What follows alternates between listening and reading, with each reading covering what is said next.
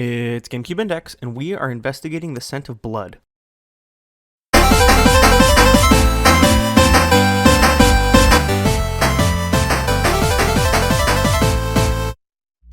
An important part of going through every single game ever released for a particular system is to look at each title in context.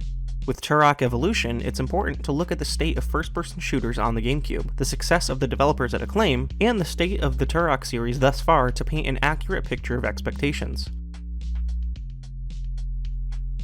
Turok Evolution was the fourth game in the series, and the first to be released for multiple home consoles. The game series began in 1997 with Turok Dinosaur Hunter, an FPS for the Nintendo 64 by Iguana Entertainment, but this critically acclaimed title was based on the long-running comic series of the same name. The character of Turok first appeared in comics all the way back in 4-color comics number 596 in 1954, meaning that there should be plenty of lore to pull from to create a well-rounded title.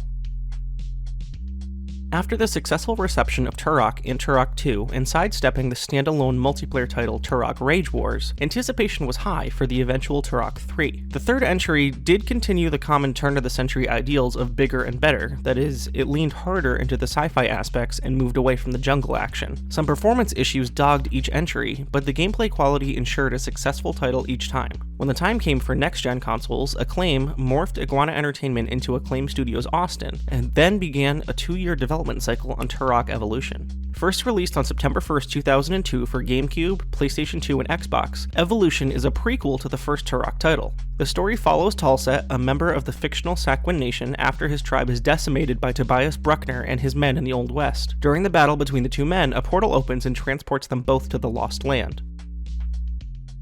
From there, it's your classic story. An unconscious protagonist who has lost everything must aid the people of a strange new world while also avenging those that he has lost. But this time, of course, there's dinosaurs and guns, and you can shoot the dinosaurs with those guns. As Talset progresses through the game, all the while resisting the mantle of Turok, players are treated with bigger dinosaurs, new levels, and more guns for their arsenal. An interesting mechanic added to Evolution is flight, which is included in the form of semi-corridor style levels that players traverse while mounted atop a Quetzalcoatlus, lighting up enemies, vehicles, and bases from the sky. Generally, these levels are a mix of a large open area and an on-rails type of traversal to a new area.